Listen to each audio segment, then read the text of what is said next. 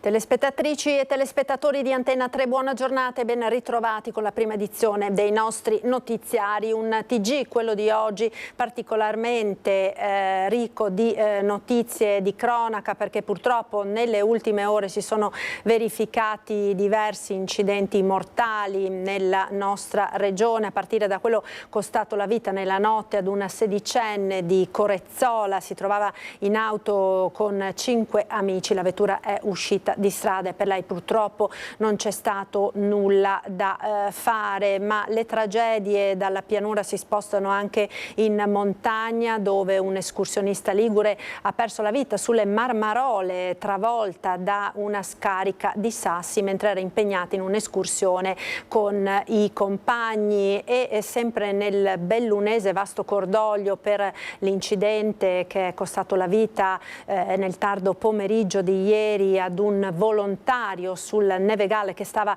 ripristinando la strada subito dopo l'evento, la gara che si era appunto verificata nel pomeriggio. Ed ancora poi a Chioggia con le ripercussioni, le reazioni alla tragedia di ieri mattina all'alba che è costata la vita a 2 giovani moldavi, mentre un altro si trova ricoverato in gravi condizioni all'ospedale. I residenti chiedono la messa in sicurezza della strada dove è avvenuta la tragedia nei pressi di Isola Verde. Insomma, sono davvero tante le notizie che ci riferiranno i nostri inviati nel corso di questa prima edizione del nostro telegiornale, nel quale poi c'è anche un'ampia pagina dedicata ai danni del maltempo, che ieri sera ha investito la nostra regione, in particolare colpendo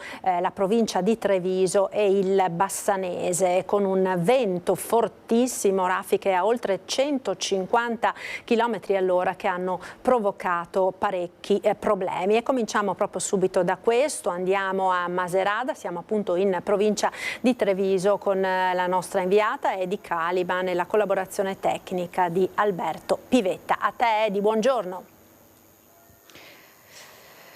Buongiorno Marta, buongiorno ai telespettatori. Siamo in via delle Sorgenti, Macerata sul Piave. Dietro di me la stradina di accesso, la stradina secondaria di accesso a un'azienda agricola del signor Marco Iov. Vi abbiamo risparmiato la nostra indiretta, il nostro accesso alla via, perché come puoi ben vedere tra rovi e alberi caduti si fa fatica ad accedere. Sono con Alberto Pivetta che mi aiuta in queste immagini a far vedere anche il campo circostante piegato dal vento, come avevi detto tu, vento oltre i 150 km all'ora e una forte grandinata che ha danneggiato pesantemente i vigneti del vicino di casa del signor Iov, che presento. Marco, buongiorno, siamo in sua compagnia. Quali l'entità dei danni? Ora facciamo un giro della sua azienda per capire l'entità di questo temporale e quanto ha danneggiato la sua tenuta. I danni non è che siano da quantificare economicamente, è incredibile la forza che ha avuto come distruttiva.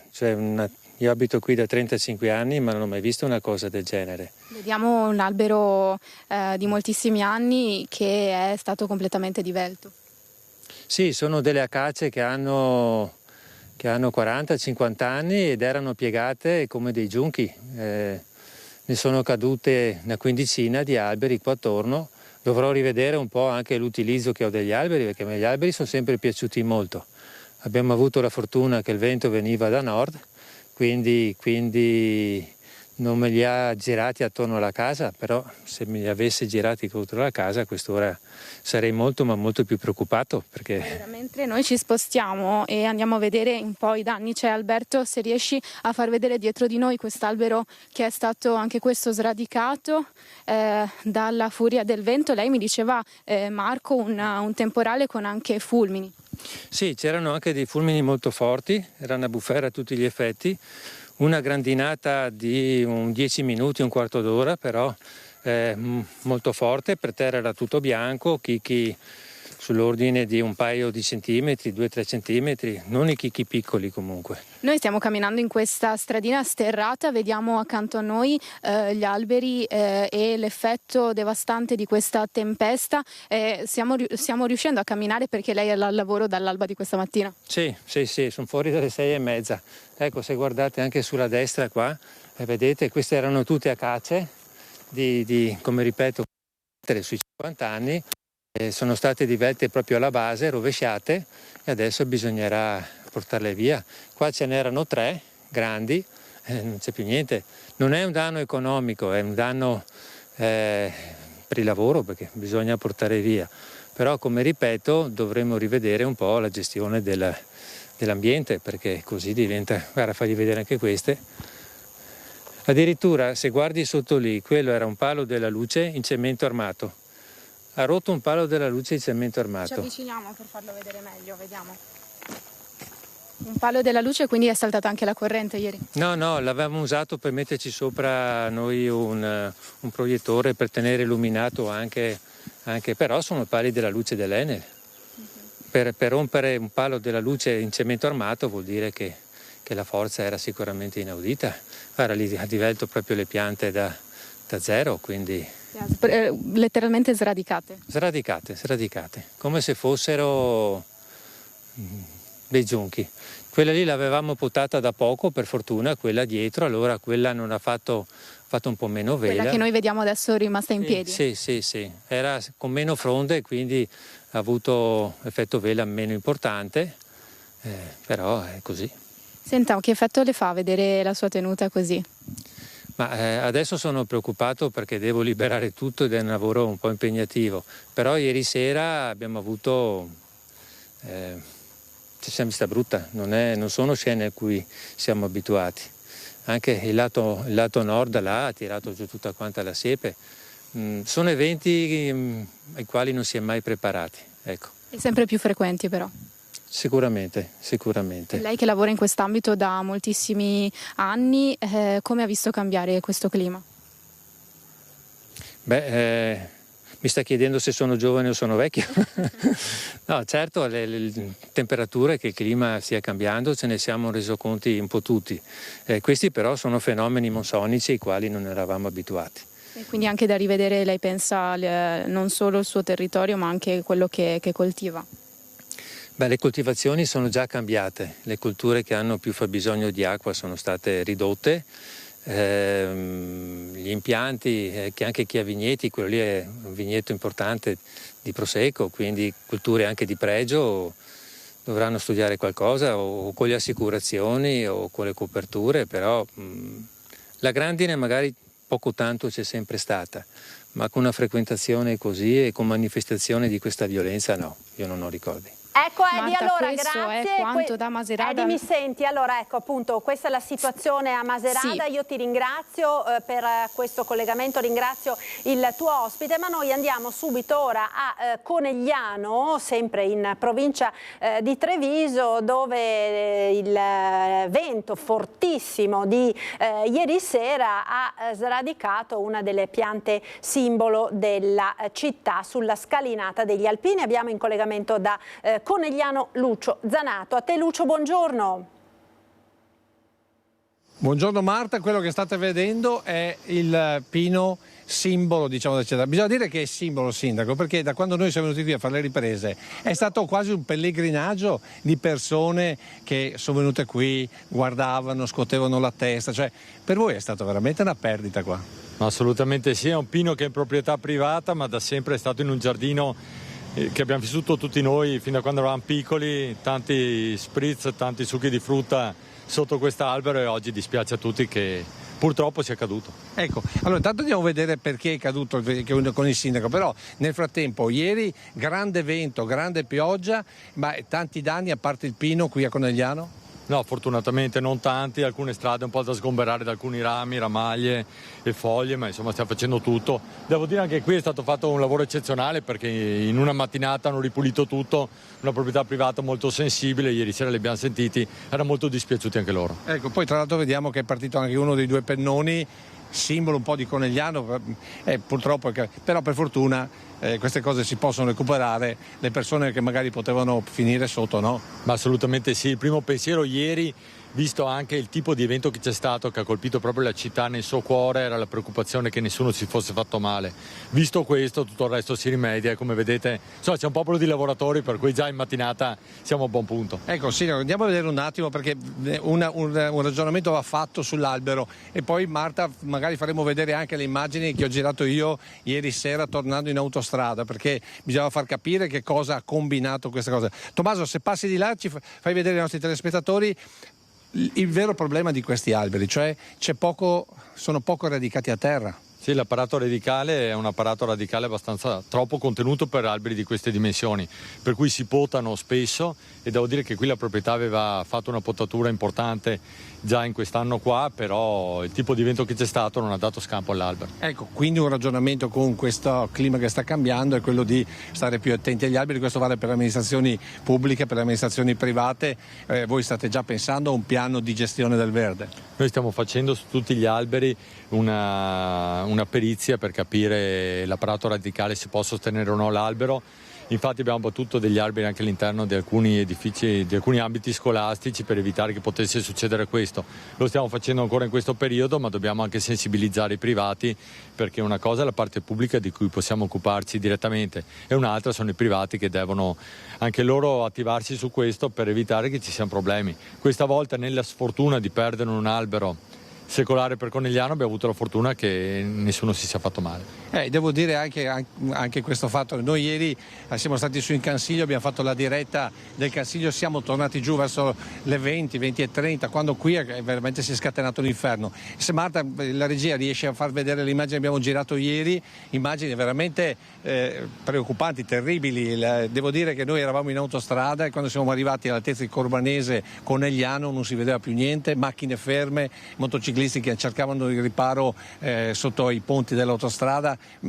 Una cosa che veramente io nella mia vita non avevo mai visto, devo dire anche con vento fortissimo, perché qui si parla di 120-130 km orari. Esatto, questi alberi sono qua da decenni, non hanno mai avuto problemi, ripeto, l'evento è stato eccezionale, ma come dicevi te deve indurci anche un ragionamento anche sulle aree private per capire come fare delle perizie fitosanitarie su alberi di questo tipo, soprattutto su quelli di alte dimensioni che cadendo possono andare sulla pubblica via e creare dei problemi. Ecco, ultima notizia, poi ti restituisco la linea. Mi sono informato sul settore agricolo e soprattutto sulla zona del Prosecco, perché da queste zone è l'economia principale, anzi diciamo che l'economia principale per quanto riguarda la Marca Trevigiana. Allora si segnalano problemi per quanto riguarda la grandine in alcune località, ma abbastanza limitati. Confindifesa dice che intanto le denunce non sono tantissime, meno di quanto si pensasse. Invece nella zona di Marino di Piave il vento ha decisamente buttato a terra non solo interi filari di vigneto, di prosecco, ma anche molto seminativo, molto mais, che quest'anno stava crescendo veramente bene con una produzione di mais importante per gli allevamenti, ma in questo momento con il mais buttato a terra probabilmente sarà un problema. E se non ci sono domande io ti restituirei la linea.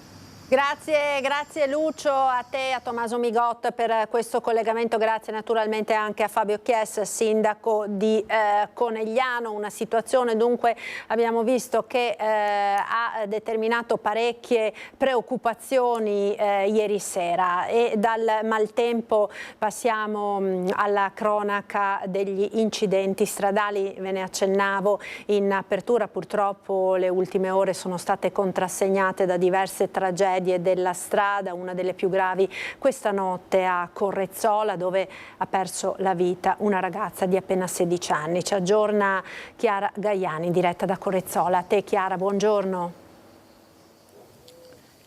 Buongiorno Marta, buongiorno ai telespettatori. Lo dicevi tu, la vittima Arianna Cuccato, 16 anni, di conserve, viaggiava a bordo di un'auto, una Fiat Punto, che è uscita di strada qui dove ci troviamo con il collega Federico Cibotto al ritorno da una giornata dal mare. Questa è la strada regionale 104, la Monselice Mare. Noi siamo all'altezza di Concadalbero, perché Correzzola è un comune molto vasto. All'uscita dalla curva che che vedete, quella è la direzione del mare, loro stavano rientrando a casa, l'auto ha perso il controllo, è finita in questo fossato che la costeggia, ha percorso vari metri fino a che proprio in questo punto, nel punto in cui adesso sta inquadrando il collega Cibotto, ha trovato una sorta di rialzo, quindi ha preso il volo, si è ribaltata e finita contro la ricensione della muretta per concludere la sua corsa, dove è ancora presente un'enorme chiazza di benzina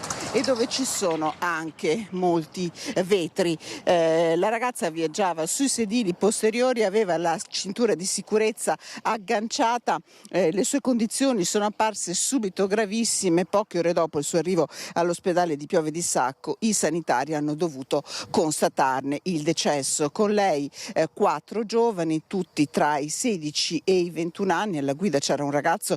I carabinieri che abbiamo sentito questa mattina, che stanno conducendo le indagini, ci hanno detto che i primi rilievi era a posto, non aveva assunto sostanze di tipo né sostanze stupefacenti né sostanze alcoliche. Ovviamente si sta cercando di capire che cosa sia accaduto. Il mezzo è sotto sequestro, la salma della sfortunata ragazza a disposizione dell'autorità giudiziaria che probabilmente disporrà l'autopsia. Con il collega abbiamo sentito un residente della zona, è successo proprio davanti a casa sua, ma lui stanotte con il condizionatore acceso non ha sentito nulla. Ci ha raccontato però come questa strada, la Monselice Mare, proprio in questo punto con le 2 curve che vedete, sia molto pericolosa. Allora io vi farei sentire le sue parole. Secondo me da fuori la strada e si capota, però non si varia. È una strada pericolosa questa. Corre forte, tanto. E me ho sempre fatto il camionista, non è mai successo niente, per fortuna. Però tempo fa, proprio sull'angolo della mura là, la macchina, stessa roba. Se da fuori è sbattuto. E corre troppo forte. Hai sentito che aveva solo 16 anni la ragazza che è morta? Solo 16 anni. Mi spiace proprio. Che non conoscia neanche, però se appena veniva il papà si veniva a mettere i fiori. Succede sempre, è successo anche tempo fa, altri 5 ragazzi, fatalità è da solo dall'altra parte e uno sta in mezzo alla strada e lo caccia in pieno, la macchina. Ancora anni, sarà 7-8 anni fa. Proprio sempre qua davanti. Ma secondo lei potrebbero fare qualcosa per migliorare la sicurezza di questa strada? Cosa ne pensa? Cosa si può fare? Metti che ha messo anche il limite 70, una volta non era, però non rispetta nessuno. Perché c'è anche un incrocio là, ma nessuno rispetta i 70 all'ora. Così. Ecco, come avete sentito, purtroppo parecchie vittime negli anni lungo questa strada. Nell'edizione di questa sera vi faremo sentire anche la testimonianza di un papà che ha perso il figlio 20 anni fa, che fa parte adesso dell'associazione dei familiari delle vittime della strada. Lo avete sentito nell'intervista, il papà di Arianna questa mattina è venuto qui sul posto, ha portato dei fiori, sono 3 girasoli che adesso sono anche così accartocciati, coperti dalla recinzione che è semicaduta. Arianna, una ragazza vivace, abbiamo sentito anche il sindaco di Conselve, erano tutti i Conselve i ragazzi coinvolti, una ragazza vivace, era impegnata nel basket. Vi racconteremo insomma tutte le informazioni che riusciremo a raccogliere nelle edizioni di questa sera. Certo che l'odore ancora acre di benzina che si respira qui ci fa sentire proprio l'odore terribile di una tragedia che è costata la vita ancora a una giovane donna che sicuramente aveva ancora tanto da raccontare. Io ringrazio Federico Cibotto per la collaborazione tecnica. Da Correzzola la linea può tornare allo studio.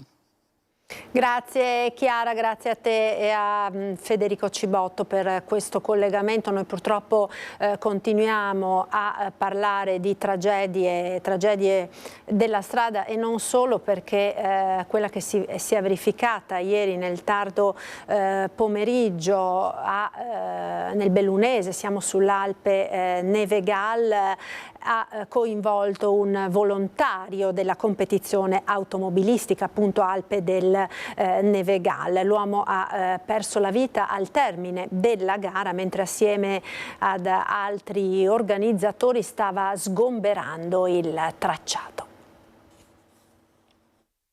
Tragico epilogo per la 50ª Alpe del Nevegal. Leggendo la cronaca di una competizione automobilistica verrebbe da pensare a uno scontro, un'uscita di pista, ma non è niente di tutto questo. A strappare la vita al bellunese Emanuele Micheletto, 40 anni, è un carrello dell'organizzazione sul quale poco dopo le 16 era seduto Emanuele, mentre assieme ad altri volontari dell'organizzazione stava sgomberando il tracciato al termine della gara. Qualcosa va storto, a un tornante il carrello si rovescia e a terra rimangono 2 persone in condizioni gravissime. Per Emanuele, nonostante gli sforzi dei sanitari accorsi sul posto, non c'è nulla da fare. L'altra persona è Cristian Candeago, classe 75, trasportato d'urgenza all'ospedale San Martino di Belluno, versa in gravi condizioni ed è ricoverato in prognosi riservata. Gli organizzatori, sconvolti dall'accaduto, sospendono immediatamente tutte le premiazioni e i pensieri e le lacrime vanno a Emanuele Micheletto, designer nel settore dell'occhialeria e appassionato di motori fin da bambino. Copilota di rally e collaboratore della 3 Cime Promotor che organizza la competizione, Emanuele era un volto noto nell'ambiente automobilistico che ha sempre vissuto in prima linea con passione e dedizione. Sulla dinamica dell'accaduto spetterà ora alla magistratura accertare se vi siano o meno responsabilità in merito. Restiamo nel bellunese con un'altra tragedia della montagna, è quella che si è verificata sulle Marmarole. Un gruppo di 6 amici, un itinerario escursionistico sul gruppo appunto delle Marmarole in comune di Calalzo di Cadore. È questo lo scenario in cui ha perso la vita una donna di 34 anni di Genova mentre scendendo lungo il vallon del Froppa, poco sotto Forcella Marmarole, è stata travolta da una scarica di sassi che purtroppo non le ha lasciato scampo a dare l'allarme. Verso le 18:30 l'amica che le stava vicino, sul posto è intervenuto l'elicottero del SUEM di Pieve di Cadore che, nonostante le nubi e le difficoltà di interagire con gli escursionisti a causa della precarietà del segnale telefonico, ha individuato il gruppo e recuperato la salma della 34enne per poi trasportarla all'ospedale di Pieve di Cadore. Sul posto sono intervenuti anche i carabinieri.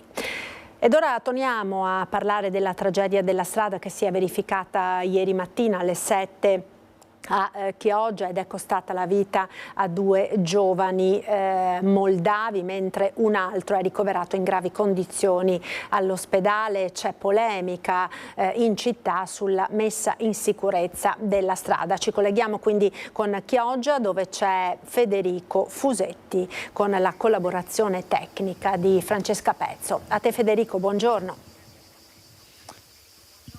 Buongiorno Marta, buongiorno ai telespettatori. Sì, siamo proprio nel punto esatto dove purtroppo è avvenuta questa tragedia ieri mattina all'alba, dove l'auto che arrivava dal rettilineo di fronte a me, adesso Francesca Pezzo vi mostra, ecco qui, grazie mille Francesca, ci fa vedere da dove arrivava l'auto, da questo lungo rettilineo che poi si trasforma in una curva pericolosa, perché con poca visibilità per un automobilista magari è anche difficile aspettarsi la curva e quindi se la velocità è un po' sostenuta diventa davvero pericolosa, e l'auto ha finito la sua corsa nel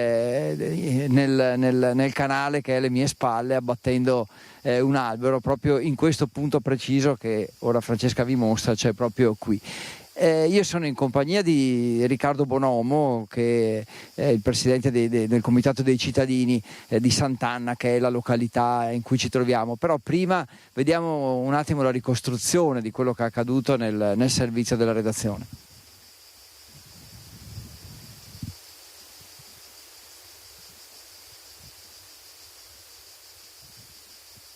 L'auto che sbanda e vola giù nel canale, una tragedia all'alba di domenica, forse dopo il rientro da una serata in compagnia, ed è di 2 morti il tragico bilancio dell'incidente stradale avvenuto a Chioggia in località Lungadige. Nelle immagini il lavoro dei vigili del fuoco arrivati immediatamente sul posto in via Busiola, posto segnalato ampiamente sui social dagli stessi residenti che da tempo ne denunciavano la pericolosità. L'erba alta, la curva nascosta dopo un rettilineo. I 2 giovani deceduti sono stati estratti dalle lamiere dell'auto già privi di vita, avevano 20 e 25 anni. Unico sopravvissuto il 33enne che era con loro e che è stato portato d'urgenza in ospedale a Mestre. Le sue condizioni sono serie. La macchina, una BMW X5, probabilmente viaggiava a forte velocità. Secondo una prima ricostruzione sarebbe andata a sbattere contro un albero e poi giù nel canale. Sul posto, oltre all'elicottero del SUEM, anche una volante del 113 di Chioggia. I sospetti che potesse esserci a bordo una quarta persona e dunque un disperso sono stati confutati dopo diverse ore di ricerche da parte dei sommozzatori. Ecco, difficile anche risalire l'identità di questi ragazzi che avevano pochi documenti con loro, sono stati fatti degli accertamenti sui telefoni, probabilmente risiedevano in un appartamento qui a Isola Verde affittato per lavorare in questo periodo, quindi un po' in trasferta, ecco, diciamo, la loro attività in questo periodo estivo.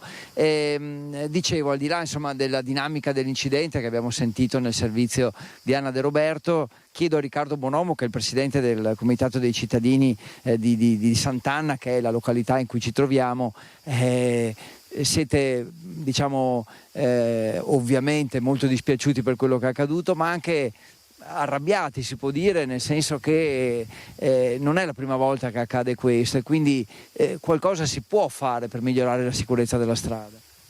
Sì, buongiorno a tutti. Soprattutto anche in questo tratto non è il primo incidente che capita in queste modalità. Anche anni scorsi è successo un incidente simile, purtroppo anche in quel caso ha perso la vita un uomo.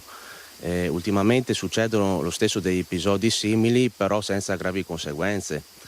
Purtroppo questa è una strada molto trafficata durante il periodo estivo.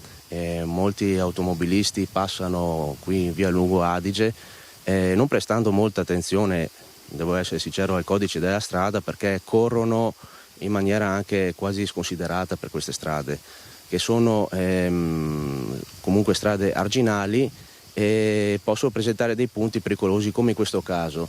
Qui c'è una curva che comunque non è molto segnalata, magari l'erba alta, la mancanza anche di una segnalazione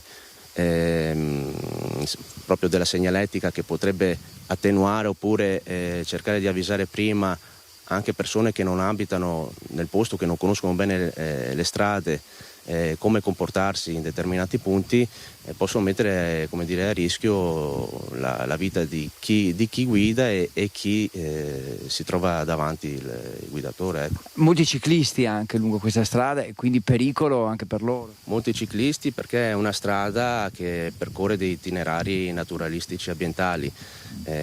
Solo a Isola Verde ci sono migliaia e migliaia di turisti che vengono anche dalla Germania, dall'Olanda, che percorrono in maniera abituale questa strada in gruppi. Bisogna prestare attenzione anche a chi percorre questa strada in maniera, come dire, con un turismo lento che ne consegue, ecco. Quindi maggior manutenzione del verde, segnaletica, illuminazione e prudenza da parte degli automobilisti, anche se dobbiamo dire nel caso specifico ci sono accertamenti in corso, quindi non è così diciamo certo che l'auto corresse molto, ci sono accertamenti e poi le autorità competenti lo verificheranno, però insomma qualcosa si può fare. Qualcosa si può fare con tutti questi accorgimenti, sperando che non succedano più fatti del genere, perché anche i residenti sono preoccupati per la frequenza di questi incidenti che succedono. Ecco. Grazie mille Riccardo Bonomo, il presidente del Comitato dei Cittadini di Sant'Anna. Chiuderei, Marta, facendoti con Francesca rivedere proprio la strada, quindi da dove arrivava questa BMW. Abbiamo detto, Riccardo Bonomo ci ha detto, un rettilineo lungo che diciamo si chiude con questa curva. Vedete l'erba alta, gli alberi, quindi è anche difficile magari accorgersene se c'è buio in particolare, e vi facciamo rivedere dove è finita l'auto. È caduta in acqua proprio qui, in questo punto, nel canale della Busiola, come giustamente ci ricorda Riccardo Bonomo, e l'auto è finita lì in acqua, e lì sono arrivati poi i soccorritori per cercare, che si sono tuffati anche in acqua per cercare di salvare le vite di questi ragazzi. Marta, a te la linea. Grazie Federico per questo collegamento assieme a Francesca Pezzo per la collaborazione tecnica. Noi ora torniamo nel Padovano perché è stata ricostruita l'identità dell'uomo che è stato trovato morto in zona Chiesa Nuova a Padova. Il comune ha annunciato che si farà carico delle spese per il funerale. Ha un nome e un cognome il corpo dell'uomo ritrovato giovedì notte nell'area arginale di via Chiesanuova. Si tratta di Aurelian Bacnasu, conosciuto a Padova come Aurelio. Aveva scelto la vita del clochard e si è spento all'età di 47 anni. Il settore servizi sociali di Palazzo Moroni ha annunciato, per voce del suo assessore, che i costi del funerale saranno sostenuti dal comune. L'uomo frequentava spesso le aree del centro di Padova e viveva in un edificio fatiscente alle porte della città in zona Chiesa Nuova. Proprio mentre tornava verso quella che aveva scelto come casa, ha avuto un malore che è stato fatale, precipitando dal cavalcavia e finendo nella boscaglia. L'ipotesi più accreditata, infatti, è che l'uomo, originario della Romania, si sia sentito male e sia caduto da solo. Sul corpo non sono stati trovati, infatti, segni di violenza. Il pubblico ministero, Roberto D'Angelo, ha comunque aperto un fascicolo per omicidio, atto necessario per procedere con le indagini. Ed ora ci fermiamo per qualche istante di pubblicità. A tra poco.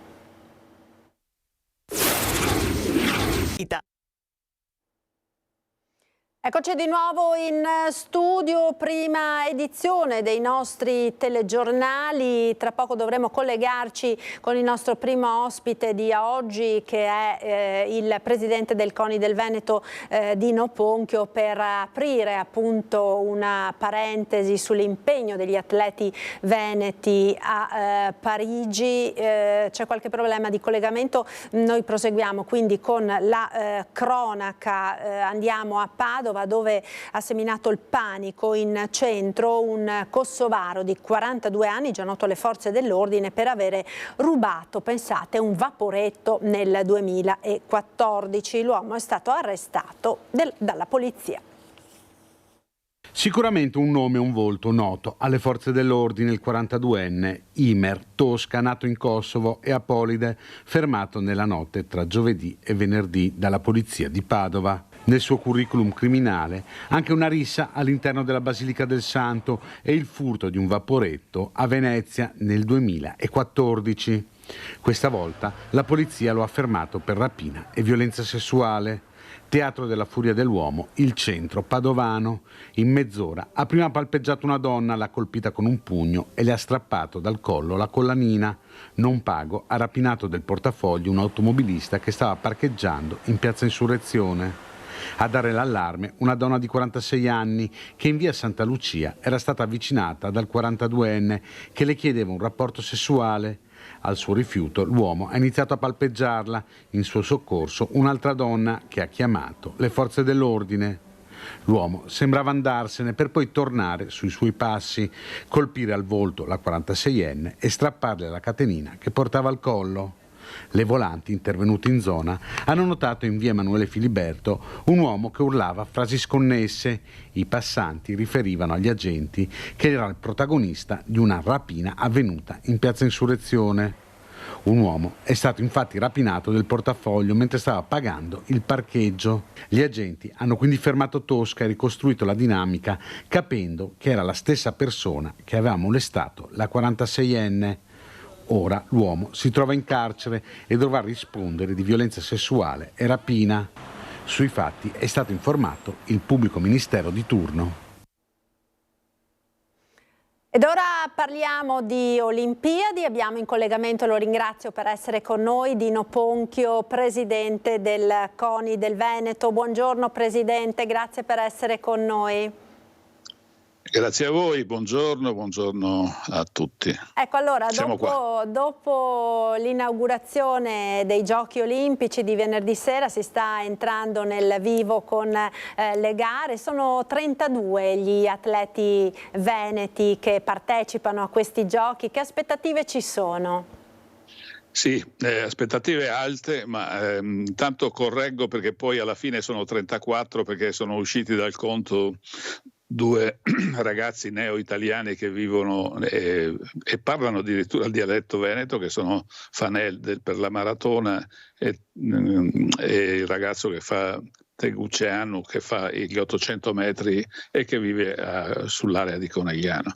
E quindi sono contento per il numero perché è significativo, ma sta soprattutto a dire che lo sport del Veneto è molto ben organizzato e oltre ad avere una base larga, oltre 650.000 tesserati, riesce a produrre tra virgolette risultati di altissimo livello fino a portare un numero altissimo di ragazzi e ragazze alle Olimpiadi e Paralimpiadi successivamente. Ecco, su quali discipline, su quali atleti si stanno concentrando i riflettori, Presidente?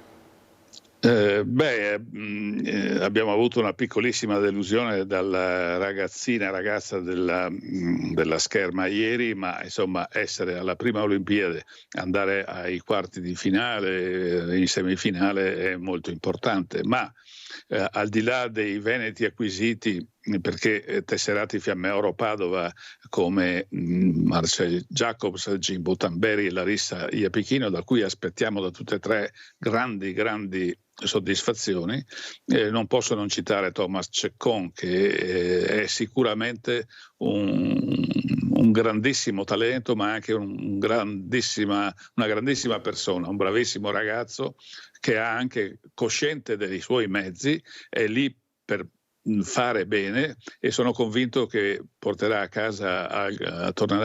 casa nel Veneto portando al collo un bel peso di metallo prezioso. Ceccon peraltro gareggerà proprio oggi, no? Oggi pomeriggio, quindi insomma siamo tutti con il fiato sospeso, no?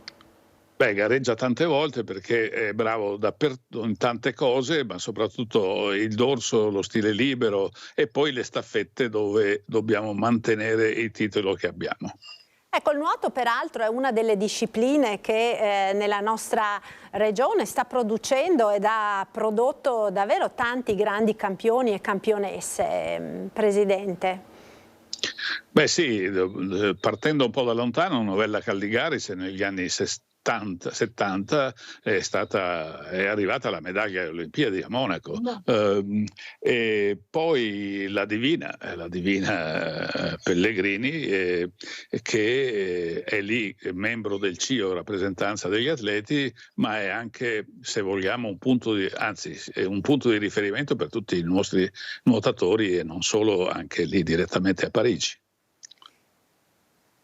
Che cosa possiamo imparare, secondo lei, Presidente, da questi Giochi Olimpici? Già in solo questi primi 3 giorni ne abbiamo lette un po' di tutti i colori e stiamo sentendo anche delle polemiche sulla organizzazione dei francesi, dalla sistemazione degli atleti al cibo, insomma. Può insegnarci qualcosa questo in vista delle Olimpiadi invernali che interesseranno il nostro territorio?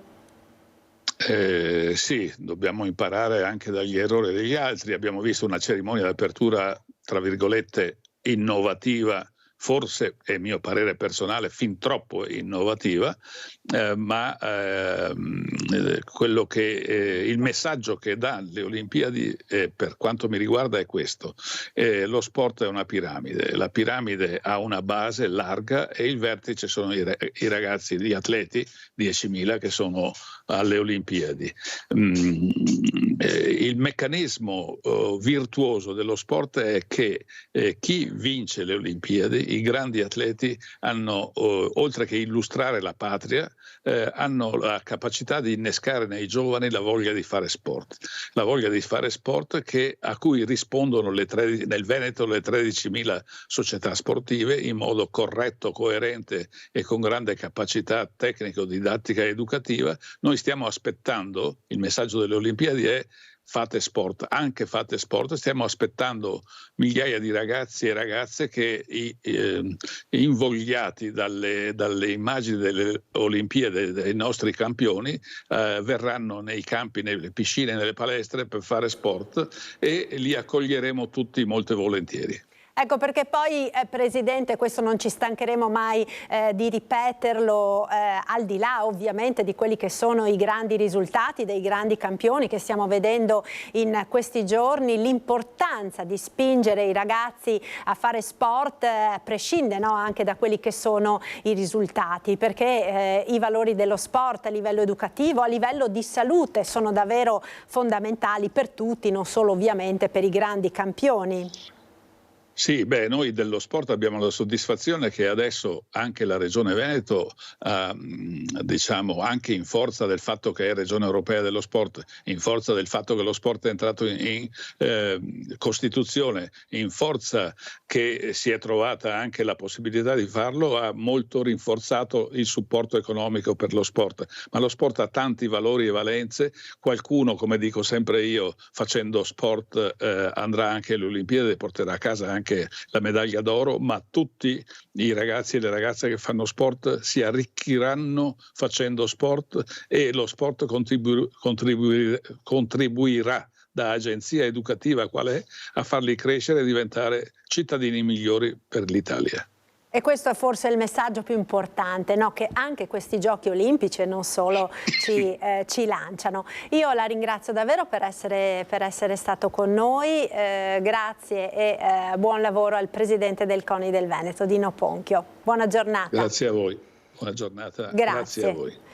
Allora, noi continuiamo con la cronaca, questa edizione del nostro telegiornale, ve ne abbiamo parlato ieri sera. Continuano a ritmo serrato le indagini per individuare i rapinatori che nella notte tra sabato e domenica hanno preso di mira 2 sale slot in provincia di Treviso, una a Silea, l'altra a Villorba. Vediamo. Brandendo una forca, un piccone, una pala ed un bastone hanno fatto irruzione nei locali dove ancora c'era una quindicina di clienti ed una dipendente. Attimi di paura, mezzanotte e mezza nella sala slot Las Vegas, nella zona commerciale di Silea. 4 i banditi arrivati a bordo di un'Audi grigia, uno è rimasto fuori a fare da palo, gli altri 3 sono entrati. Incappucciati col passamontagna dove si vedevano solo gli occhi, uno è rimasto fermo dentro la sala dicendo appunto ai clienti di non muoversi. Altri 2 sono venuti verso l'ufficio dove appunto ci sono le casse, minacciando i clienti che erano qua del banco del bar sempre di non muoversi. I rapinatori spaccano il manico della pala contro un frigo, poi entrano nell'ufficio. Sono andati sulla cassa, hanno preso l'incasso che c'era, circa 2.000 euro, e da là hanno preso e sono usciti, scappando via. Non sono mancati momenti di tensione quando un giovane cliente che era in bagno è fuggito all'esterno trovandosi davanti il complice che ha cercato di fermarlo, o quando una donna ha avuto un attacco di panico. C'è una signora che le è venuto un attacco di panico, un attacco di ansia, comunque ha incominciato a tremare, però devo dire che io sono soddisfatta delle persone che erano qua, dei nostri clienti, perché nessuno ha rischiato. Veramente sono stati tutti fermi e hanno proprio ascoltato in modo tale da comunque in modo tale che non succedesse niente di brutto. Prima di fuggire i malviventi hanno anche arraffato la borsa della dipendente terrorizzata. Piangendo gli ha chiesto: per piacere lasciatemi la borsa, i documenti, le chiavi e tutto il resto, e in realtà un cliente subito dopo ha trovato la borsa tirata sulla strada qua principale, e l'ha presa, l'ha riportata qua e dentro la ragazza ha tutto. Subito sono stati allertati i carabinieri che conducono le indagini sulla rapina. Secondo le testimonianze dei presenti, uno dei dei rapinatori era di colore, altri 2 avrebbero parlato tra loro in albanese. Ma questo non è l'unico colpo della notte. Poco più tardi, forse la stessa banda ha preso di mira un'altra sala slot in via Volta a Villorba. Qui il locale era già chiuso. Per entrare i malviventi hanno forzato la porta. Ho fatto questa, buonasera Giulia, io quando ero venuto c'è la polizia e c'è che fanno sicurezza notturna, il signore mi aspettava, allora hanno detto qua, hanno fatto, è entrato dentro, ha preso i soldi, ma quando i soldi dobbiamo ancora conteggiare. Ancora da quantificare dunque il bottino del secondo colpo, dopo il quale i banditi sono fuggiti facendo perdere le proprie tracce. Sul posto gli agenti delle volanti della questura di Treviso che conducono le indagini. Ci spostiamo ora nel Vicentino, andiamo a Mussolente perché ci chiede la linea ora la nostra Vanessa Banzato con la collaborazione tecnica di Renzo Rigon. Mussolente perché si è verificato un caso di Zika virus. Sentiamo tutti i dettagli. A te Vanessa, buongiorno. Buongiorno a te Marta e a tutte le persone che ci stanno seguendo. Sì, ci troviamo qui a Mussolente, mi trovo assieme alla sindaca Elena Bontorin perché si è verificato questo primo caso di virus Zika. La persona che è coinvolta si trova adesso in rianimazione al San Bassiano ed è partita immediatamente tutta l'azione preventiva di disinfestazione. Sindaca, ci vuole spiegare un po' cosa è successo? Sì, allora ieri siamo stati contattati dal servizio igiene e sanità pubblica dell'ULSS 7 proprio per comporre insieme con l'amministrazione e con la protezione civile un'unità di crisi proprio per prevenire ulteriori contagi. Quello che c'è da dire da subito è che la persona in questione è rientrata dall'estero, era già ammalata, non tanto per il virus Zika che è stato riscontrato poi con delle analisi insomma fatte, ma aveva degli altri problemi di salute per i quali ora è ricoverata in rianimazione. È stabile, ma comunque non ha niente a che fare con quello che poi è il virus Zika in sé. Quello che stiamo facendo è proprio questa attività di disinfestazione fatta con una ditta apposita che ci sta aiutando, insomma, e ci sta coordinando insieme all'ULSS e appunto, come dicevo, la protezione civile, attività che proseguirà anche nei prossimi giorni. Oggi siamo partiti con un'attività massiva anche all'interno dei giardini, delle abitazioni, e ringrazio i cittadini per essere stati dei cittadini modello, anche per chi ci ha lasciato anche semplicemente un bigliettino e il cancello aperto chiedendoci di entrare anche se non era a casa. Da domani invece faremo un'attività diversa lungo le strade dalle 5 alle 7 della mattina, sempre nella zona interessata, che ricordiamo è zona Cimberle, e i 200 metri insomma di raggio d'azione, ma i cittadini in questo, quelli coinvolti, lo sanno.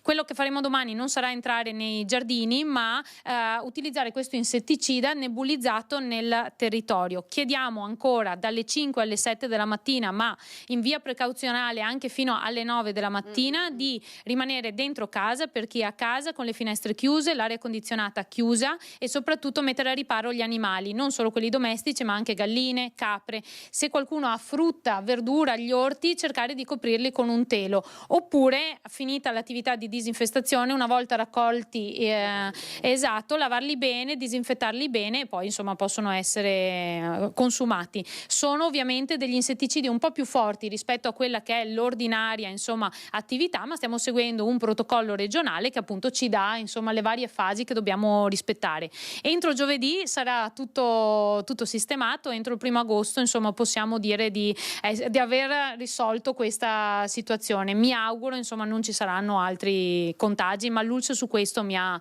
rincuorata insomma dicendo che stiamo facendo tutto al meglio. Non c'è preoccupazione quindi qua adesso? No, l'ha detto anche il direttore generale Bramezza ieri, non dobbiamo preoccuparci, quello che stiamo facendo è agire in maniera responsabile proprio per prevenire insomma conseguenze spiacevoli in futuro. Però davvero mi sento di dire di rimanere sereni, grazie a chi si sta attivando e si è attivato insieme a noi, però non allarmiamoci più del dovuto. Le analisi fatte anche in data 9 luglio non avevano riportato criticità o virus presenti nelle nostre insomma acque, nelle caditoie, e tra l'altro l'ultima attività ordinaria in tutto il territorio di disinfestazione era stata fatta il 16 luglio da ETRA, quindi davvero siamo coperti. Chiaro, chiaro, le zanzare ci sono, ma non sono zanzare infette. Ecco, un'ultima battuta, fondamentale anche il supporto della Protezione Civile. Assolutamente sì, alle quali mi sento davvero di dare un forte grazie. L'ULSS prima mi ha ringraziata per i volontari che abbiamo della nostra Protezione Civile misquillese, questo mi rende assolutamente orgogliosa. Bene, insomma, hai sentito Marta, una situazione che almeno per il momento è assolutamente sotto controllo. La persona adesso si trova appunto ricoverata in rianimazione, quindi curata all'ospedale, e quindi insomma la situazione pare sia davvero pare stia rientrando, almeno insomma per quanto riguarda il paese. Da Mussolente è tutto, ti ricevo la linea. Grazie a Vanessa Banzato e alla sindaca di Mussolente per questo collegamento. Continuiamo a parlare di infezioni portate dalle zanzare, perché purtroppo sappiamo anche la West Nile ha già mietuto una vittima nella nostra regione. Gabriele Brazzo, 86 anni, papà dell'ex sindaco di Candiana Chiara, si è spento venerdì. È la prima vittima veneta, seconda in Italia, un caso a Pordenone del virus West Nile nell'estate del 2024. 4 i casi registrati in regione, secondo il bollettino arbovirosi emesso dalla Direzione Prevenzione del Veneto. Si tratta di una febbre da virus in provincia di Treviso e di 3 forme neuroinvasive in provincia di Padova su pazienti tra i 60 e gli 86 anni, tra i quali Gabriele Brazzo. La meningoencefalite può portare a complicanze che sono incompatibili con la vita, soprattutto se si tratta di persone molto anziane o persone complessivamente fragili. Ci aspettiamo ulteriori casi nelle prossime giornate, nelle prossime settimane, perché, come detto, da una decina di giorni, 2 settimane, si è avuta evidenza di zanzare con il virus, quindi possono aver già appunto diverse persone e in qualche caso dopo 10 giorni, 2 settimane si hanno sintomi.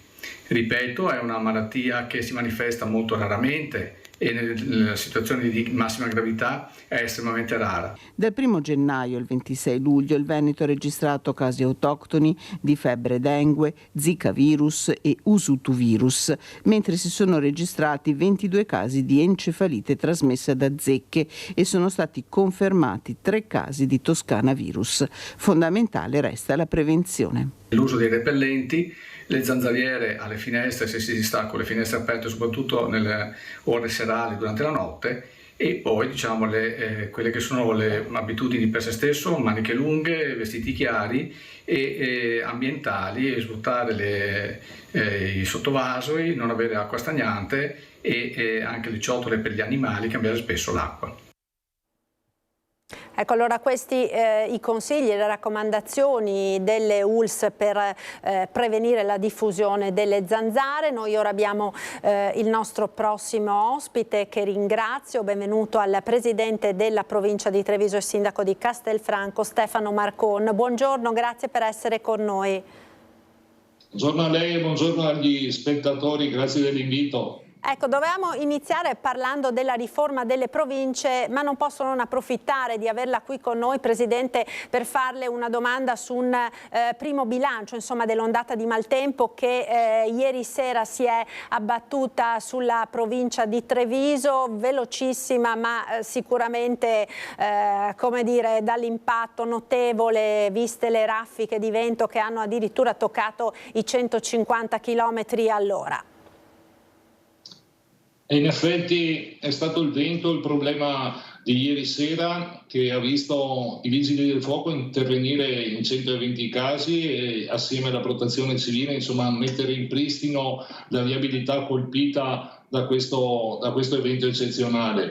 Una nota positiva è che non si sia fatto male nessuno, e non è sempre così scontato quando cadono alberi così come ne sono caduti a Colfosco, a Maserata, o piuttosto le frane che abbiamo avuto a Susegana lungo la SP38. È stata una nottata intensa, ma ribadisco, la rimessa in pristino e la messa in sicurezza della viabilità si può dire quasi completata, sempre grazie ai volontari di protezione civile e ai vigili del fuoco.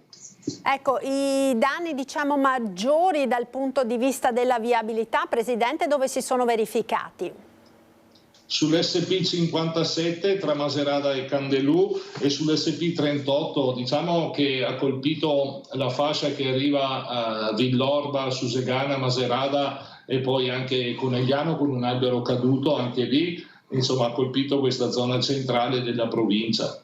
Ecco, velocissimamente una riflessione che ci impone quanto accaduto. Ormai non è più l'eccezionalità, insomma l'abbiamo già detto tante volte. È chiaro ovviamente che anche quindi nella piantumazione degli alberi vanno fatte delle riflessioni. Lei diceva per fortuna non si è fatto male nessuno. È chiaro che di fronte a raffiche di questo tipo i rischi ci sono. Chi era in macchina ieri sera insomma ha avuto dei momenti abbastanza di paura. Ci sono, e questo impone alle amministrazioni pubbliche, tra cui la provincia ma anche i comuni, di fare la manutenzione sul patrimonio arboreo, e laddove non ci siano le garanzie di tenuta bisogna anche intervenire salvaguardando appunto la sicurezza di coloro che utilizzano le strade per muoversi, ma non solo, anche coloro che magari si muovono a piedi o in bicicletta. Quindi bisogna mettere in atto alcuni interventi di manutenzione e comprensibilmente, perché talvolta quando si va ad intervenire per tagliare un albero nascono polemiche, però si vede che invece bisogna fare una ricognizione sul patrimonio verde pubblico e laddove serva bisogna intervenire senza se e senza mai, magari compensare con nuove piantumazioni eventuali tagli di alberi che sono giudicati pericolanti. Questo bisogna sommare anche una cultura oggi da parte dei cittadini di prevenzione, e quindi laddove ci siano fortunali piuttosto che vento forte o temporali improvvisi, cercare di non mettersi in situazioni di rischio, aiutare così laddove succedessero magari alcune situazioni di emergenza, agevolare chi poi interviene per rimettere in pristino il tutto. Ecco Presidente, torniamo al tema diciamo di oggi che volevamo affrontare appunto in questa intervista, che è quello della riforma delle province. Nei giorni scorsi la Camera dei Deputati ha riportato l'attenzione a quelle che sono le indicazioni della Carta Europea dell'Autonomia Locale in Italia, che raccomanda quindi alle autorità italiane un intervento normativo che possa ridare alle province delle funzioni certe e delle risorse anche adeguate. Voi come UPI che posizione avete?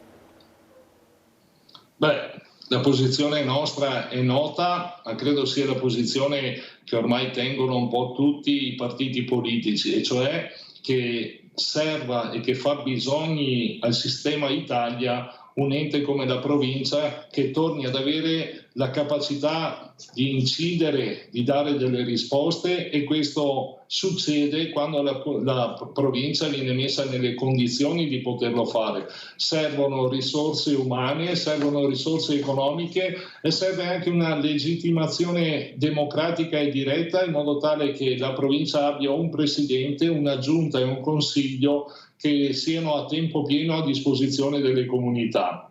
A me ha fatto particolarmente piacere vedere che il 25 di luglio la Camera dei Deputati abbia votato un ordine del giorno con le firme dei partiti di maggioranza per il ripristino delle province, perché quest'anno corre il decennale della riforma del Rio, una riforma che si è dimostrata sbagliata, una riforma che magari nelle percezioni della gente era qualcosa da farsi, ma poi si è rivelato un depauperare di servizi. Oggi la provincia la si ricorda per esempio per la viabilità, quando si percorrono i 1200 km della provincia di Treviso e si vede l'erba alta piuttosto che le buche, no? La si ricorda fin tanto che abbiamo i ragazzi che fanno le scuole superiori, e questo io credo sia una risposta che stiamo dando al sistema scolastico della provincia di Treviso, avendo intercettato circa 100 milioni per la rimessa in pristino. Sono tanti, ma era il fabbisogno che avevano le scuole, un fabbisogno che è emerso da anni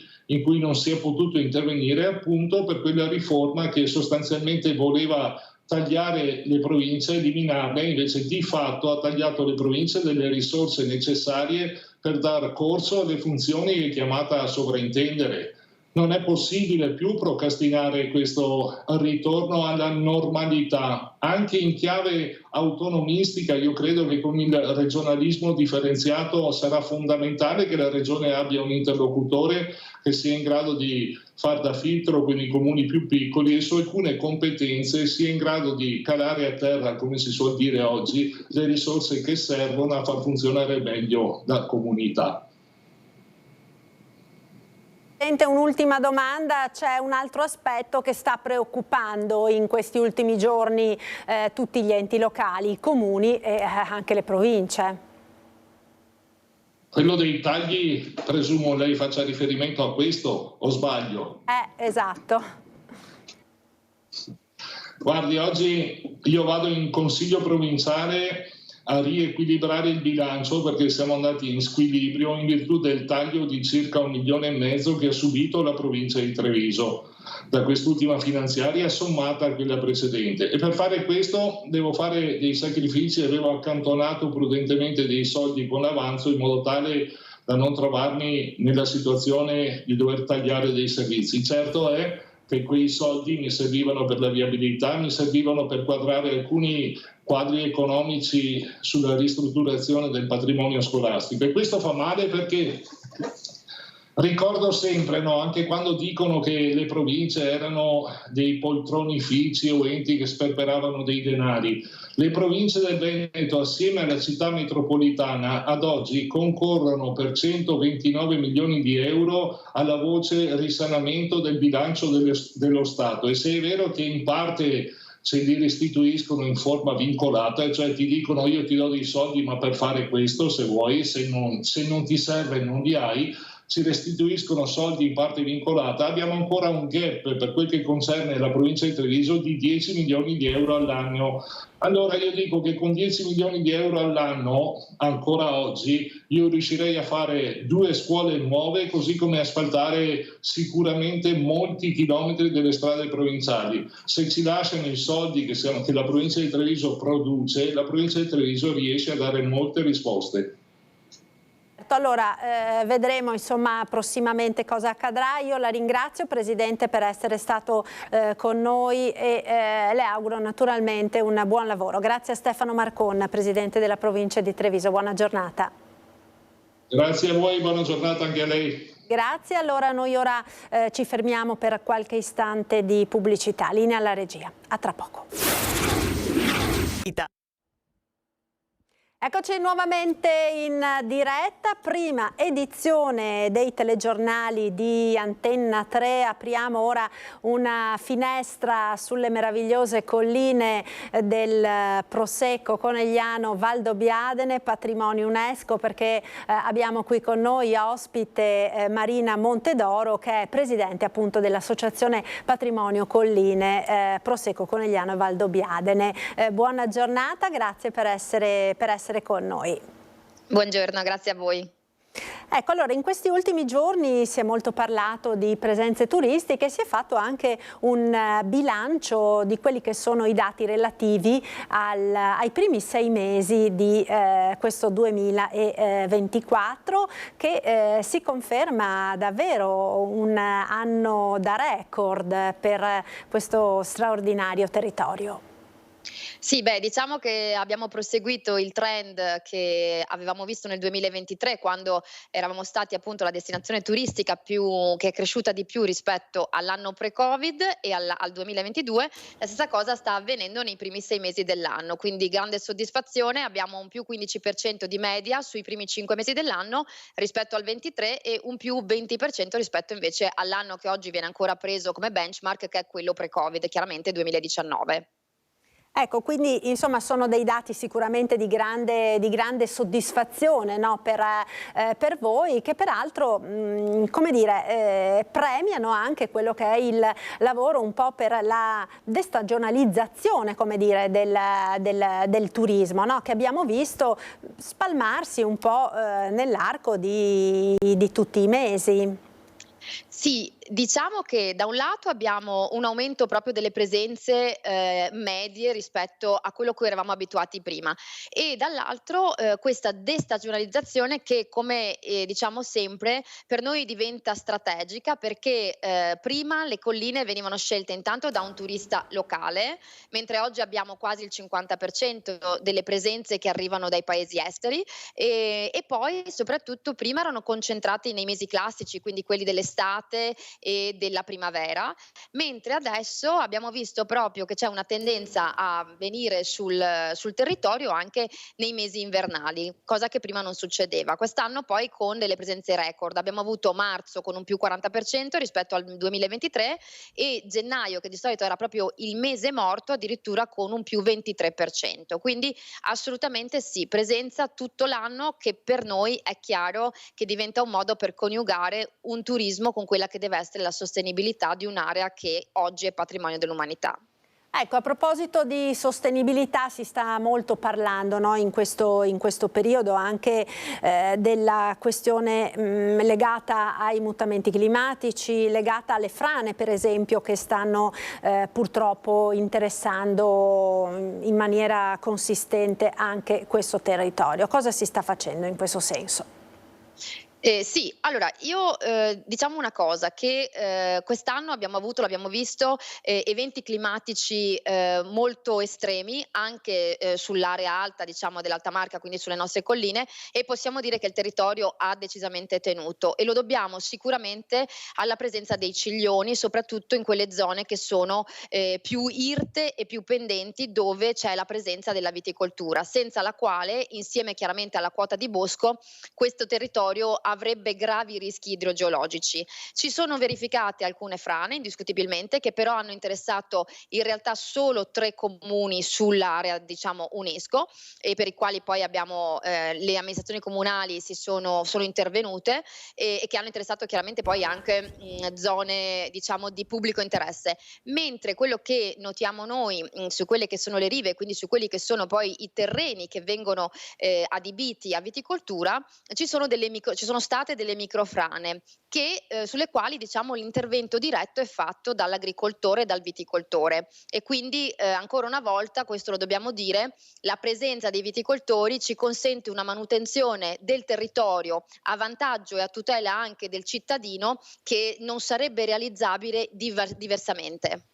Ecco, tra l'altro si è concluso proprio pochi giorni fa, insomma, a Valdobbiadene il meeting sul piano di gestione 2025 e 2030. Che cosa è emerso, Presidente?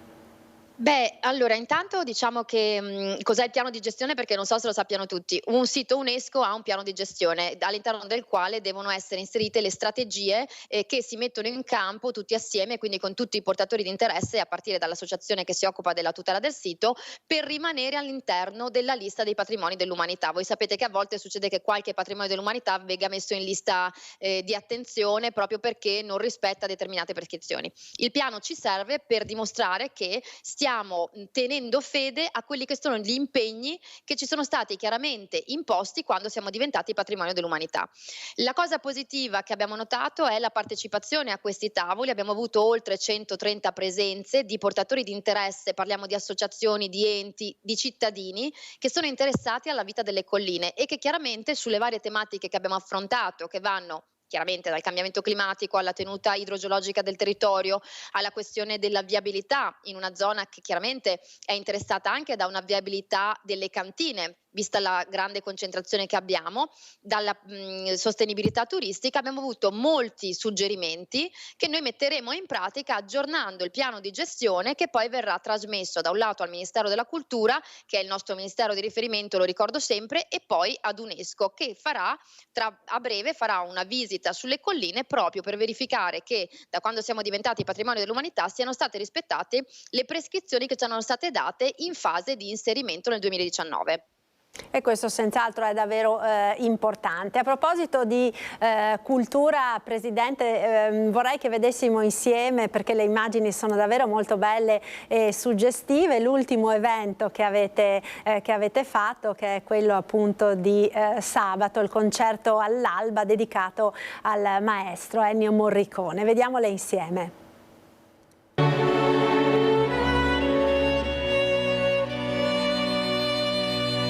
La magia dell'alba, la coreografia delle colline patrimonio UNESCO, le note indimenticabili di Ennio Morricone. È un'atmosfera suggestiva di grande emozione quella che si è ispirata sul prato del parco di Musì, la Sernaglia della Battaglia, dove oltre 5.000 persone hanno potuto godere del concerto dell'Orchestra Ritmico-Sinfonica Italiana e del coro dell'Art Voice Academy, diretti dal maestro Diego Basso.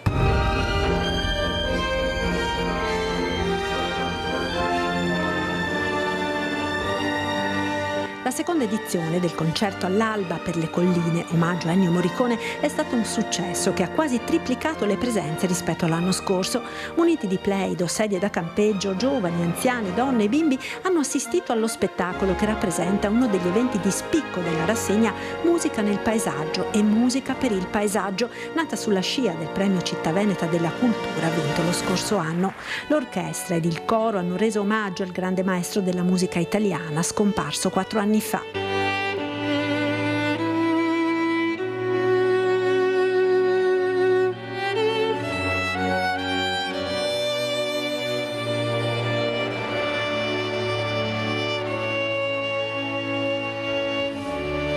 Organizzato dal Comune di Sernaglia della Battaglia, IPA Terre Alte della Marca Trevigiana ed in collaborazione con l'Associazione per il Patrimonio delle Colline del Prosecco di Conegliano e Valdobbiadene, il concerto all'alba ha rappresentato anche uno dei momenti per festeggiare i 5 anni dal riconoscimento UNESCO.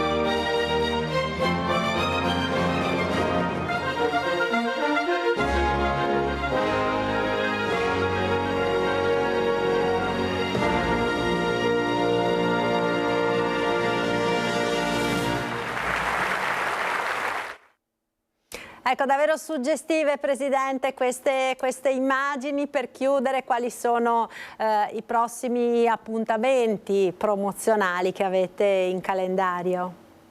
Sì, grazie. Ci tengo a dire che l'evento di sabato mattina per noi è stato incredibile, perché effettivamente non avremmo mai immaginato un simile riscontro di pubblico.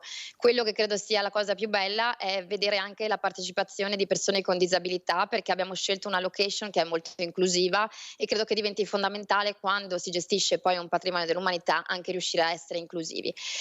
Appuntamenti ne abbiamo tantissimi. Inizieremo con la Mostra del Cinema di Venezia, al ritorno dalle vacanze agostane, presentando il nostro nuovo video delle colline, emozionale delle colline, insieme poi invece ad un docufilm sul il cammino del Prosecco di Conegliano e Valdobbiadene. Proseguiremo poi con la rassegna che è iniziata nel 2023, una collina di libri con una serie di autori dal nostro punto di vista imperdibili, perché di fama internazionale. Penso soltanto a Nino Ratishvili, che sarà per la prima volta in Italia con il suo nuovo testo edito da Marsilio, e a breve realizzeremo un'attività, secondo me, che rappresenta un po' il fiore all'occhiello nel 2024, cioè una mostra fotografica itinerante organizzata dal National Geographic, e inizieremo proprio con la sede di Berlino per poi spostarci sulle altre capitali europee, perché abbiamo un'evidenza sostanziale, cioè che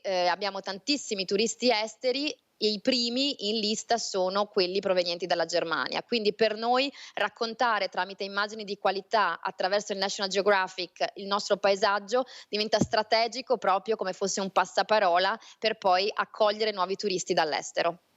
Senz'altro, grazie per questa intervista Marina Montedoro, Presidente dell'Associazione Patrimonio Colline Prosecco Conegliano e Valdobbiadene. Grazie ancora e buon lavoro. Grazie a voi, arrivederci. Arrivederci. Noi proseguiamo ora questa prima edizione del nostro telegiornale spostandoci dalle colline del Prosecco al Cansiglio, dove ieri c'è stato, ve l'abbiamo raccontato nella nostra lunga diretta di ieri mattina, la 31esima edizione del raduno della Trevisani nel mondo, al raduno al quale ha partecipato anche il presidente della regione Luca Zaia, che tra le altre cose ha risposto anche alle domande dei giornalisti su alcuni temi di grande attualità, a partire dalla raccolta firme anti-referendum sull'autonomia, che ha già raggiunto in pochi giorni numeri davvero molto importanti. Sentiamo.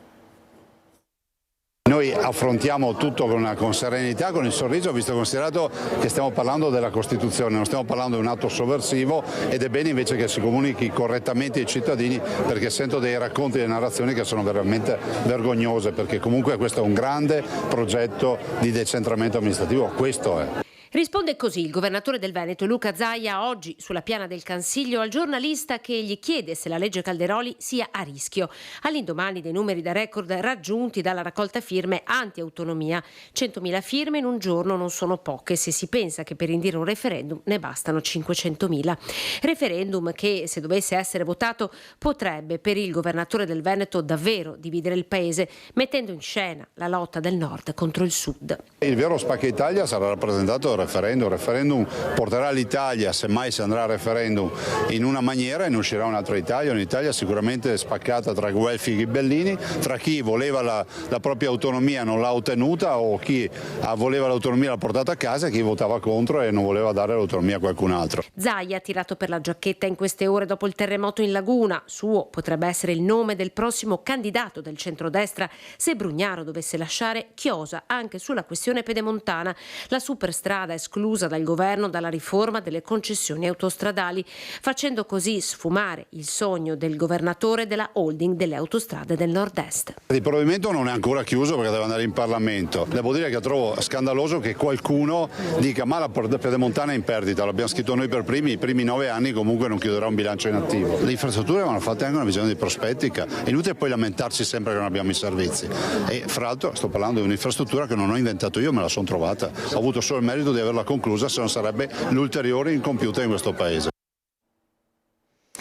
E le affermazioni del presidente Zaia sul referendum stanno suscitando un vespaio di polemiche con le opposizioni. È inaccettabile affermare che il referendum divida l'Italia, dice il segretario Dem Andrea Martella. Ieri dalla festa dell'Unità ha risposto a distanza alle dichiarazioni del presidente della regione. Capisco un certo nervosismo, dice Martella, alla luce delle già 170.000 firme raccolte dopo aver provato a modificare con precise proposte in Parlamento il disegno di legge Calderoli, e dopo aver riscontrato la totale chiusura della maggioranza. Il referendum ci appare, continua Martella, la strada giusta per dare la parola ai cittadini, spiegando che la legge sull'autonomia differenziata voluta dalla Lega è sbagliata e pericolosa. Lei del rapporto tra unità della Repubblica e il ruolo delle autonomie come stabilito dall'articolo 5 della Costituzione. Senza la definizione dei LEP e senza risorse per la perequazione cristallizzerà le diseguaglianze sociali e territoriali, con il rischio di creare una confusione normativa senza precedenti ed una voragine nei conti pubblici, così il senatore Andrea Martella del Partito Democratico.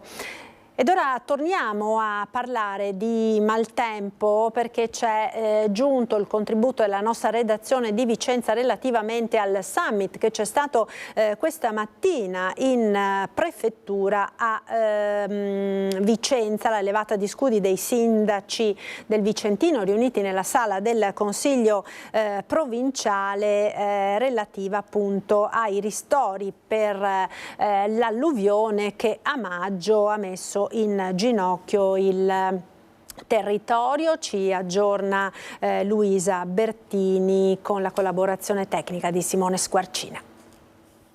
Riunione dei sindaci dei comuni del Vicentino colpiti dal maltempo di maggio, uniti insieme per chiedere quali step ci saranno proprio a proposito dei risarcimenti sia per quanto riguarda i danni subiti dal patrimonio pubblico sia quelli subiti dai privati. Noi siamo qui in compagnia del presidente della provincia Andrea Nardin, che ha coordinato i lavori di questo tavolo esteso anche a parlamentari locali e alle autorità. Credo che i dati più importanti siano la grande partecipazione, a dimostrazione che il tema è fortemente sentito, che hanno fatto uscire alcuni elementi condivisi, che sono uno, la necessità di livellare quello che è il danno reale del territorio, molto grande, molto importante a livello economico, con quelli che sono i provvedimenti che dovrebbero arrivare in più tranche, e già una c'è stata ma è sicuramente insufficiente, quindi riuscire a ottenere nuovi finanziamenti per avvicinarci ai danni reali, e poi tutta una serie di interventi successivi di manutenzione del territorio che possono e devono integrare quelle che sono i bacini di laminazione, quindi manutenzione dei fiumi, possibilità di togliere il legname che si accatasta all'interno dell'alveo del fiume e di togliere la ghiaia, nonché il contenimento degli animali selvatici che molto spesso minano la tenuta degli argini, e poi altri provvedimenti di natura nazionale che possono accelerare l'iter in caso di emergenza. Quindi una condivisione su questi punti che da parte dei sindaci è stato chiesto che la provincia possa raccogliere e portare a livello nazionale, in questo momento anche di riorganizzazione dei vertici nazionali con un cambio appunto della direzione generale, affinché queste istanze vengano portate al ministro Musumeci, e quindi fin da oggi chiederemo un appuntamento al ministro per poter rappresentare la forte sensibilità e la forte necessità che il territorio vicentino ha su questo punto. Ecco, territorio vicentino che ha delle peculiarità che appunto porterete all'attenzione del ministro, così come lei prima faceva cenno anche a tutte le problematiche burocratiche, perché in realtà quando si parla di emergenza e di maltempo si richiede una tempestività che di fatto ad oggi voi chiedete. Sì, una particolarità del territorio vicentino appunto con forti attraversamenti di questi fiumi torrentizi che lo attraversano praticamente dall'alto, dalla montagna fino alla pianura, quindi una specificità che ha creato purtroppo degli intasamenti e delle tracimazioni, ma anche numerosissime frane, quindi queste specificità verranno portate come esperienza, come casi che possono far sì che nelle prossime situazioni questi disagi, queste esondazioni non si verificano. Quindi porteremo questo al Ministro con l'intento di far sì che le prossime necessità vengano affrontate con maggiore consapevolezza e con strumenti più adeguati. Ecco, lo avete sentito, specificità del territorio vicentino e la voce dei sindaci che verrà portata al Ministro. Intanto io ringrazio il Presidente della provincia di Vicenza, Andrea Nardin, per essere stato con noi. Lutto a Treviso, dove si è spento ieri Roberto Linguanotto, per tutti Loli, cuoco e pasticcere che ha fatto la storia della pasticceria trevigiana e veneta, riscoprendo al ristorante Le Beccherie il tiramisù, diventato poi il dolce più amato in tutto il mondo. Era considerato il papà del famoso dolce a base di savoiardi, crema al mascarpone, caffè, zucchero e cacao, del quale, seguendo l'intuizione di Alba Campeol, codificò la ricetta. Le sue ultime apparizioni alla Tiramisù World Cup, la gara che ha contribuito a realizzare vaste le espressioni di cordoglio e vicinanza alla famiglia per la scomparsa di Linguanotto. In queste ore i messaggi del sindaco di Treviso Conte e del presidente Zaia. Giornate contrassegnate dalla partenza di tantissimi veneti per le vacanze, le città si svuotano. Vediamo come si presentava ieri la città di Treviso. Il termometro che sfiora i 35 gradi, la fontana delle Tette ed il desiderio di un po' di refrigerio richiamano i turisti che in questa torrida domenica di fine luglio sfidano il caldo per visitare la città. Al ritorno eravamo a Levico, abbiamo fatto un giro il weekend a Levico e siamo tornati indietro per Treviso e non c'eravamo mai stati, quindi è la prima volta, per cui... E poi siamo trovati su questa piazzetta particolare, simpatica però e anche rinfrescante comunque vista la giornata. Arrivano dall'Italia e dall'estero, anche oltreoceano, come questa giovane coppia di argentini. Do you like Treviso? Sì, è una città molto bella. Il fiume è adorabile, è molto limpido e la città è piena di verde. Arriviamo da Bergamo, complimenti per la città, molto molto bella. Fa caldo, ma insomma merita fare una gita. Esattamente, sì, no. Poi ci sono tutti questi archi, si sta anche al fresco. Di trevigiani in giro se ne vedono pochi, fuori città per le ferie o per una gita al mare o sui monti. I turisti la fanno da padroni, se è vero che inaspettatamente per il periodo le strutture ricettive hanno tassi di occupazione che superano l'80%. In Piazza dei Signori acqua fresca e ventilatori assicurano un po' di refrigerio sotto il sole cocente. Abbiamo venuto per provare il tiramisù, che è proprio di Treviso, mi hanno detto, no? L'avete già provato? No, stiamo aspettando. Della Corsica.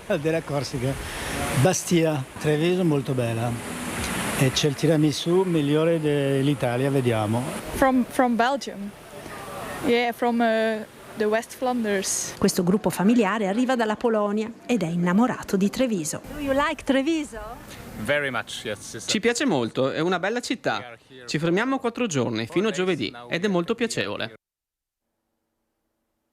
Restiamo in provincia di Treviso, dove continuano gli avvistamenti del lupo che da settimane è stato più volte segnalato tra i comuni lungo l'asta del Piave. Alle 3 di sabato il lupo, probabilmente sempre lo stesso esemplare caratterizzato dall'andatura zoppicante, è stato notato a Carbonera tra via Lovadina e via Caldi Maserada. Ce lo segnala un nostro telespettatore che ci ha inviato le immagini che state vedendo del nuovo avvistamento dell'esemplare. Sono state informate le autorità di pubblica sicurezza. Lo scorso fine settimana il lupo si era avvicinato anche ad un gruppo di persone che stava festeggiando nell'area picnic allestita vicino alla spiaggetta di Saletto di Breda di Piave, probabilmente attirato dal profumo delle costicine che stavano cucinando. Ed ora andiamo a Pralongo di Monastier, dove è stata tagliata un'agave che aveva appena cominciato a fiorire ed è polemica. Sentiamo. Si sapeva che non era su un territorio, però ben fatto tutto, perché non solo la pianta. Sempre curata, perché se lei vede è sempre stata tagliata perché non fosse pericolosa per persone che passavano a piedi, in bicicletta. Abbiamo fatto l'aiuola. Lo chiamano il fiore della morte perché è l'ultimo atto della pianta di agave prima di morire, pianta che Renato e Maria Grazia hanno curato e protetto per 30 anni. Regalata da un'amica, piantata qui in via Pralongo e nel giardino di casa loro, coperta d'inverno, potata quando era necessario, ed ora, dopo 30 anni, la pianta era fiorita. Un fiore prezioso. In Messico i semi dei fiori sono usati anche per produrre tequila. Chissà, forse è stato questo a portare una coppia di iesolani a presentare all'ufficio tecnico la richiesta di tagliare la pianta. E così è stato. Ecco il punto dove la pinna è stata mozzata.